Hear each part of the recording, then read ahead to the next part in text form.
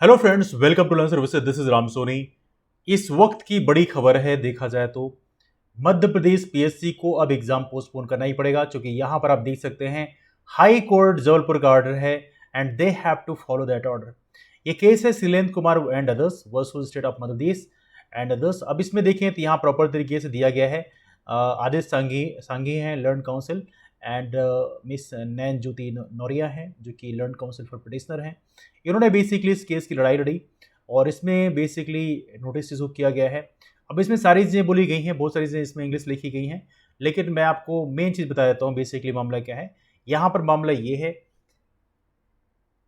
कि जो बाकी राज्य के कैंडिडेट्स हैं जिनको मध्य प्रदेश सरकार ने एक मैकेनिज्म निकाला था कि बाकी राज्य के जो कैंडिडेट्स हैं वो अप्लाई ना कर पाए, उसके लिए इन्होंने रोजगार पंजीयन का मैकेनिज्म निकाला था। अब रोजगार पंजीयन में देखा जाए तो कायदे से मध्य प्रदेश का डोमिसाइल होना जरूरी होता है, तो इसके चलते बाकी राज्य के कैंडिडेट्स को एक प्रकार से आपने फॉर्म भरने से रोक दिया।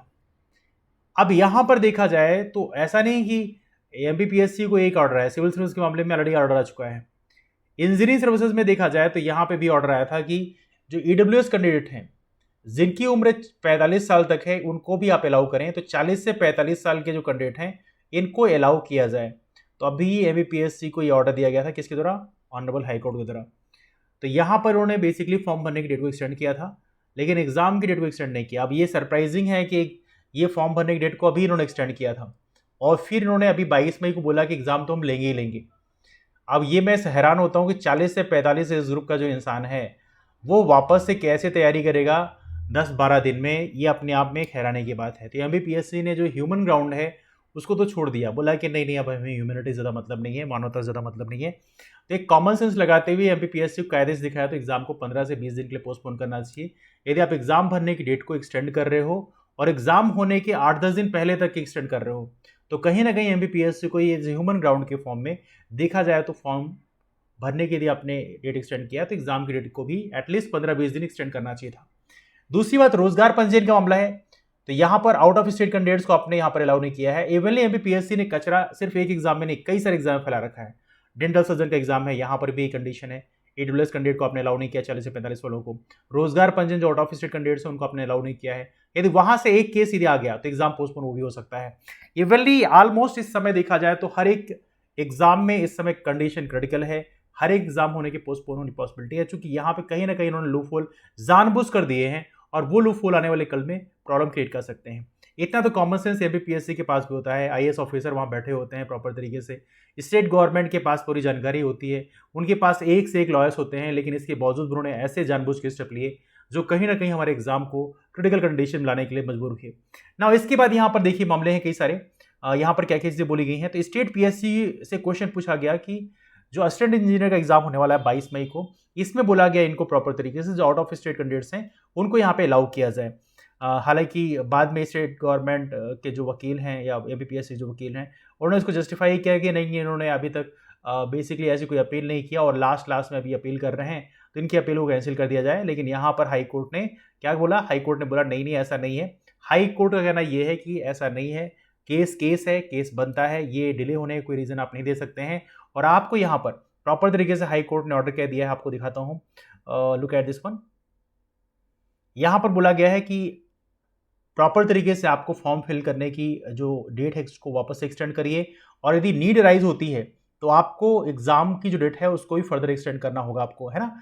जो एग्जाम आप कंडक्ट कर रहे हैं उसकी भी डेट को आपको एक्सटेंड करना पड़ेगा। तो ये दोनों ही कंडीशन यहाँ पे दे दिया है, तो फॉर्म भरने की डेट को कम से कम 7 दिन एक्सटेंड करना पड़ेगा। ये ऑर्डर यदि आज का है तो ऑब्वियस सी बात है, यदि आपको एक्सटेंड करना है फॉर्म भरने की डेट को तो आज के बाद यदि 7 दिन काउंट करोगे तो ऑब्वियस सी बात है फिर एग्जाम आपको कैंसिल करना ही पड़ेगा।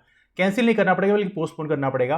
तो ये एज ऑफ नो कंडीशन है, तो देखा जाए तो ये काफ़ी इंपॉर्टेंट है और इसके चलते अब इंजीनियरिंग सर्विसेज का जो एग्जाम है वो पोस्टपोन करना ही पड़ेगा। और चूंकि हमारे ऑनरेबल जज का ऑर्डर है तो we have to follow that order. तो ये तो रहा हमारा इंजीनियरिंग सर्विसेज के एग्जाम पोस्टपोन होने के बारे में। लेकिन राइट नो कंडीशन है कि डेंटल सर्जन एग्जाम में भी यदि एक पिटीशन फाइल हो गई तो वो भी एग्जाम पोस्टपोन होगा। इसके अलावा जो बाकी एग्जाम मध्य प्रदेश पीएससी के होने वाले हैं वहां भी एग्जाम पोस्टपोन होने की पॉसिबिलिटी हो सकती है। तो यहाँ पे एमपीपीएससी को वापस से अपने सारे सिस्टम को दुरुस्त करने की आवश्यकता है, जहां जहां लूप होल्स हैं उसको करेक्ट करने की आवश्यकता है। अलग से ऐसे रूल्स रेगुलेशन ना लाए जाएं जो कॉम्प्लिकेशन क्रिएट करते हैं। स्टेट गवर्नमेंट ने प्रॉमिस किया था हालांकि स्टेट के लोगों को कि यहाँ पर बाकी स्टेट के जो कैंडिडेट्स हैं उनको अप्लाई करने के लिए अलाउ नहीं किया जाएगा। आप ऐसे प्रॉमिस देते हैं जो प्रॉमिस वादे पूरे नहीं हो सकते। आप वादे करने लग जाओ कि हाँ चांद के तारे हम तोड़ के लाएंगे, तो ऐसे वादे आप मत करिए। ऐसे वादे करिए जो एलिजिबल हों। आप जॉब अपॉर्चुनिटी क्रिएट कर सकते हैं। जो एग्जाम है उसको ये प्रॉमिस करिए कि उसको टाइम से कंडक्ट कराएंगे और टाइम से उसका रिजल्ट रिलीज करेंगे और टाइम से उसका अपॉइंटमेंट देंगे। तो इस तरह की प्रॉमिस आप करिए। ऐसे फालतू प्रॉमिस मत करिए। आप प्रॉमिस बड़े बड़े कर देते हो, फिर उसका अपॉइंटमेंट देने की बात आती है तो अभी एमबीपीएससी में देखें तो पिछले 4 साल से कोई अपॉइंटमेंट ही नहीं हुए हैं। अब इसमें आप क्या बोलेंगे? तो कहीं ना कहीं यहाँ पर स्टेट गवर्नमेंट का फेलियर है, यहाँ पर एमबीपीएससी का फेलियर है and they have to think about the strategy again. तो ये रहा डिस्कशन हमारे इस एग्जाम के बारे में। हालांकि एक लाइव डिस्कशन जरूर हम आप लोगों से लेंगे कि यहाँ पे क्या स्ट्रेटेजी आपको फॉलो करना चाहिए। तो डिस्कशन को फिलहाल यहीं से वाइंड अप करते हैं। हमारे जो नए फ्रेंड्स हैं राम सोनी एमबीपीएससी नाम का टेलीग्राम को फॉलो कर सकते हैं। वहाँ पर हमारे सभी क्लासेस की इन्फॉर्मेशन शेयर की आती है और सबसे अच्छी इन्फॉर्मेशन ये है कि सिविल सर्विसेज के जो कैंडिडेट हमारे हैं उनके लिए प्रॉपर तरीके से आज से प्रॉपर तरीके से ज्योग्राफी क्लास वापस से स्टार्ट हो रही है। विकास सर आप लोग क्लास लेंगे तो आई एम श्योर क्लास आपके लिए बेनिफिशियल होगी। शाम को 7 बजे क्लास होगी तो आप लोग उस क्लास में जरूर ज्वाइन करें। I am sure you will get a lot of benefit over there. और हमारी क्लासेस तो होती हैं तो उसकी इन्फॉर्मेशन तो आप लोगों को है ही है। तो चलिए मुलाकात करते हैं फिर, तो bye take care, have a wonderful day, keep moving forward and take care, wish all the best for exams.